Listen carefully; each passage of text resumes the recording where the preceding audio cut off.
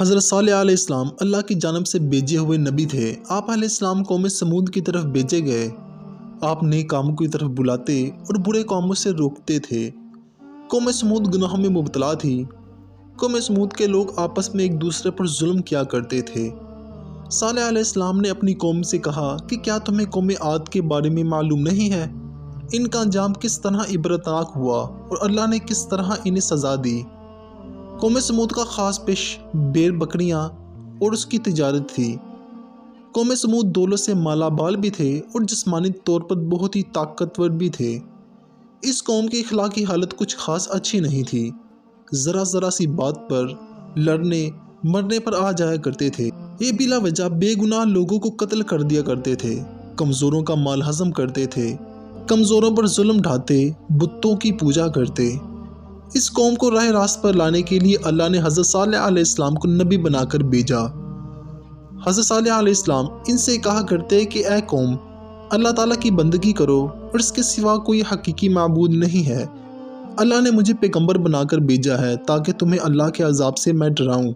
لوگ ان سے کہتے کہ ہمارے پاس دولت بھی ہے، قوت بھی ہے اور عزت بھی ہے۔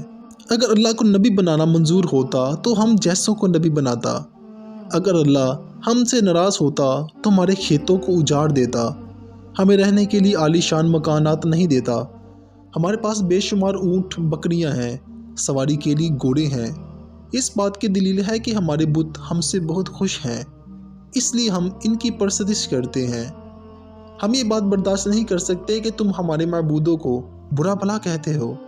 ہمیں ان کی پرستی سے نہ روکو، ہم تو خوشحال ہیں، لیکن تمہاری بات ماننے والے مفلس اور غریب ہیں۔ تمہاری حالت بھی ایسی ہی ہے۔ اگر تم نبی ہو تو اس کی دلیل کوئی پیش کرو، کوئی معجزہ دکھاؤ، ہم دیکھنا چاہتے ہیں۔ حضرت صالح علیہ السلام ان کی اس قسم کی باتوں پر کہنے لگے کہ تم ہی بتاؤ تم کیا معجزہ دیکھنا چاہتے ہو۔ پھر کافر آپس میں مشورہ کرنے لگے اور اس سے کس قسم کا معجزہ طلب کیا جائے۔ پھر سب نے اتفاق رائے سے کہا کہ تم ان پتھروں سے ایک اونٹنی پیدا کرو اور اونٹنی بھی ایسی ہو کہ وہ 7 بچہ بھی دے اور ہم اس کا دودھ بھی پئیں۔ حضرت صالح علیہ السلام نے اللہ سے دعا کی، جلد ہی دعا قبول ہو گئی۔ پتھروں کے اندر سے ایک اونٹنی نمودار ہوئی۔ اونٹنی بہت ہی زیادہ خوبصورت تھی۔ اونٹنی کے ظاہر ہونے کے بعد ہی اس جگہ گھاس اگ جاتی ہے اور ایک پانی کا چشمہ بھی جاری ہو جاتا ہے۔ اونٹنی نے گھاس کھائی، چشمے سے پانی پیا اور اسی ساتھ کے اندر بچہ بھی جنا۔ اونٹنی دودھ بھی دینے لگی۔ کافروں نے جو معجزہ طلب کیا تھا وہ سب کا سب پورا ہو گیا۔ پھر حضرت صالح علیہ السلام نے اپنی قوم سے کہا کہ تم لوگ جو چاہتے تھے اللہ نے پورا کر دکھایا ہے، کیا تم اب بھی اپنی ضد پر اڑے رہو گے؟ کافروں نے کہا کہ ہم ایمان نہیں لائیں گے، نہ ہم آپ کی باتوں پر عمل کریں گے۔ کافر اونٹنی کو تنگ کرنے لگے۔ اونٹنی جب پیاس سے تڑپتی اور کنویں کے پاس جاتی تو اسے پانی پینے نہیں دیتے تھے۔ بعد میں اونٹنی کو مارنے لگے۔ اس کا چلنا پھرنا دوبر کر دیا تھا اور وہ اذیت کے مارے کراہتی رہتی تھی، لیکن کافروں کو رحم نہیں آتا تھا۔ حضرت صالح علیہ السلام نے ان سے کہا کہ اونٹنی کو اذیت نہ پہنچاؤ، اسے چرنے دو، جہاں جانا چاہتی ہے اسے جانے دو۔ وہ اگر پانی پینا چاہے تو اسے پیاسا نہ رکھو۔ ایک دن اونٹنی چشمے سے پانی پیا کرے گی اور دوسرے دن تم اور تمہارے جانور پیا کریں گے۔ اس کے روزانہ کے معمول میں کوئی فرق نہ آنے دو۔ تم اللہ سے ڈرو اور اسی کی عبادت کرو۔ تم جو کچھ کھاتے پیتے ہو وہ سب کچھ اللہ ہی دیتا ہے، یہ سب کچھ اس کا کرم ہے، اور تمہارے بت تمہارے کوئی کام نہیں آتے۔ قوم سمود باز نہ آئی، نہ حضرت صالح علیہ السلام کی باتوں پر عمل کیا، اور ایک روز اچانک حضرت صالح علیہ السلام کی اونٹنی کو قتل کر دیا۔ قتل کی خبر جب آقا علیہ السلام کو ملی تو آقا علیہ السلام صدمے سے ناڈال ہو گئے۔ آقا علیہ السلام کی آنکھوں سے آنسو جاری ہو گئے۔ پھر آقا علیہ السلام نے اپنی قوم سے کہا، ان قریب تم پر اللہ کا عذاب آنے والا ہے، تم اس عذاب سے نہ بچ سکو گے۔ اس کے بعد ہی آسمان پر بادل گرجنے لگے، پھر بجلی چمکی۔ اس کرک اور گرج کی وجہ سے پوری قوم ہلاک ہو گئی۔ جو لوگ آقا علیہ السلام پر ایمان لائے تھے اللہ نے انہیں بچا لیا، اور جو لوگ اس تباہی سے بچ گئے وہ عرب کے مختلف علاقوں میں آباد ہو گئے۔ قوم سمود کی تباہی اور بربادی کے آثار حجاز اور شام کے درمیان سامان عبرت کے نشانات چھوڑ گئے ہیں۔ غزوہ تبوک کے بعد جب اسلامی لشکر تباہ شدہ آبادی سے گزر رہا تھا تو انہیں پانی پینے کی ضرورت پڑ گئی۔